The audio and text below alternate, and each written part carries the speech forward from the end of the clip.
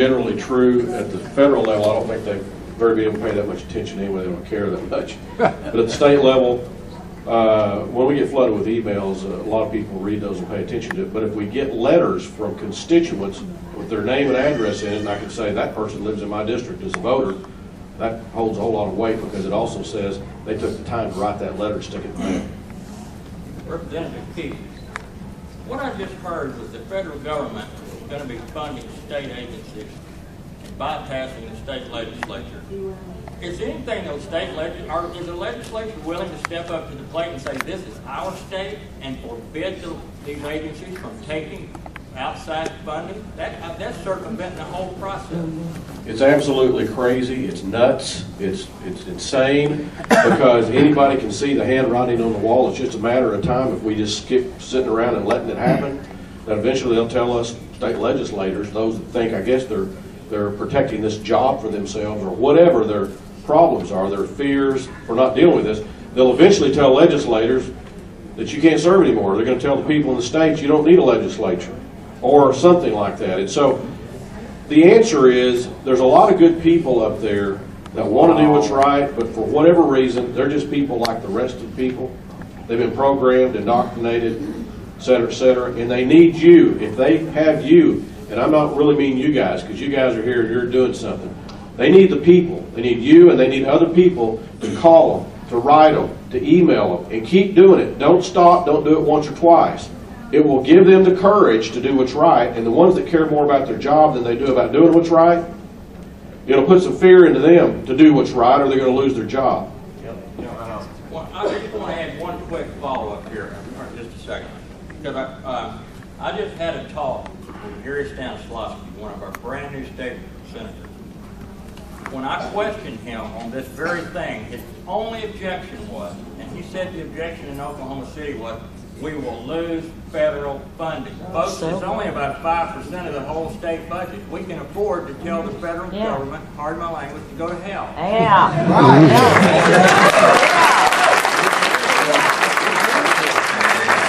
It's the same thing we've done recently on the Real ID Act the last couple of years. That's what we hear over and over again. Are we going to lose some federal money? Well, we've got to really study that and see how much money out there we might affect. And as we've talked about, the constitutional issues, the civil liberty issues, the privacy issues, doesn't seem to get through to a lot of people up there. It's all about the money. And as we've tried to show them, there are ways to still protect our constitutional rights and liberties without even losing the money. They still, they're listening to someone else. And it's not to us and it's not to the people that want them to follow the Constitution. I had a quick statement and a question. Whenever they took the state legislature's rights of appointing U.S. senators, I think that took away some of the state rights. Is there anything that can be done about that? That was my question, that you would have to repeal the 17th Amendment of the Constitution. There are movements along that line, but nobody talks about it. About having U.S. senators appointed by the legislature instead of popular vote, the way the Constitution was first brought about. Do you have anything to say about that? I haven't heard of any movements afoot by that, but I will say this. Our founders gave us... Come on up here, RJ.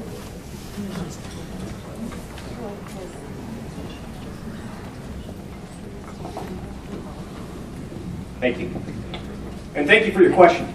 Our founders did indeed give us a way to change the Constitution and the supreme law of the land correctly.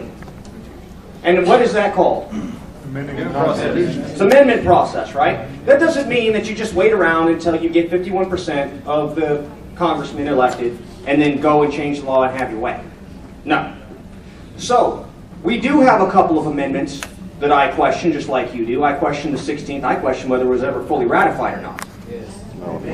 Do you all? Yes. Okay, and I question whether or not that should have been, that even if it was, whether it should still be around, because the war that it was meant to pay for was over in 1919. Okay? And then reference the change of the way senators are elected or the president's elected.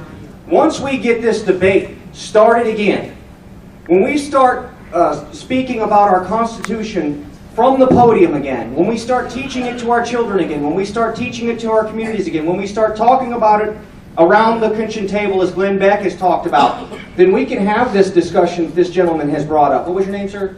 Randy Love. Randy Love. We can start having this discussion about whether or not there's a previous amendment out there in the past that maybe runs counter to what we know was the intent of the founders, and maybe that got slipped past us. But we don't just change it willy-nilly. We do not just repeal an amendment because we get 51% and we write some type of end-running law, because then we will become as bad and wrong and as corrupt as the people we're fighting against. No, sir. If we're going to change things like the 16th Amendment and repeal it, if we're going to change things like this amendment that changed the way we elect our senators, if we're going to change things with our compact with the federal government, we need to do it the right way. And we need to set that example and live by that example, so that way others will see that we are here to uphold the law and not to break the law. Hey, before anybody asks your question, I know I've been asked this question all day. I'm filming it. It hopefully will be on ok10th.com. In about 4 days, I do have a job. And I'm not a professional, so I'm going to get it up as soon as I can. ok10th.com. You'll find the video. It'll be cut up in pieces. Just let everybody know before you go home. Who's next? There's still other people who wait a while. Yes.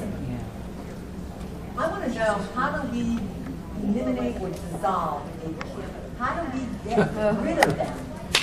I had an experience with them quite a few years ago in the mortgage industry, where our underwriters literally called our branch office and told us, don't send any loans down to our underwriters for this day and this day and this day, because we have ACORN here and they're demanding that we approve loans that don't go in there. Now, I have spoken to the FBI about this.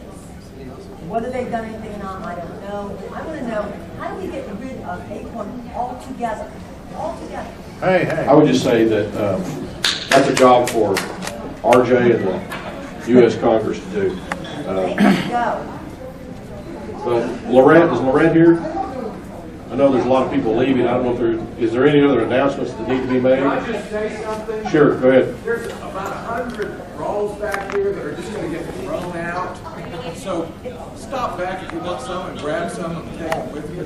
Free rolls. Get them before the dollar devalues. The people worried about the federal money is, what is the verse that, what does it do good for a man to inherit, to gain the world only to lose his soul? Because I guarantee you're losing your soul. Right. About ACORN? Okay, your question about ACORN.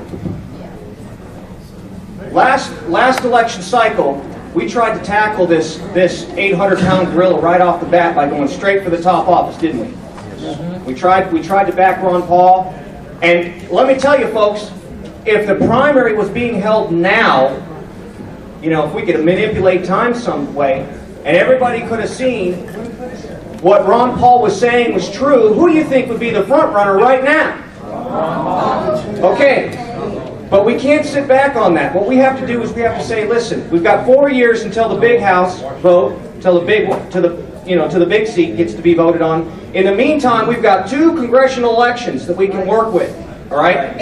So what we have to do is we have to get a constitutional conservative Congress elected. And we might not even have to get a full majority in there. A small, energized caucus working with Ron Paul, 60, 75 congresspersons might be able to just pull other constitutional conservatives that maybe didn't have the intestinal fortitude to be voting alone along with them. Next thing you know, we're getting close to that 50% mark, and we can start putting the fear of the founders back into these socialists. That's okay? right. And so what we do is we start there. We start with the people's house. We start by sending our representatives up there to represent us, and we start calling for independent counsels. We start calling for investigations into these groups that have been illegally influencing our process and the representatives that have been allowing it. Yes. Okay, so that's where we start, but we don't end there. Okay, we continue on. We fight for the White House even if we lose,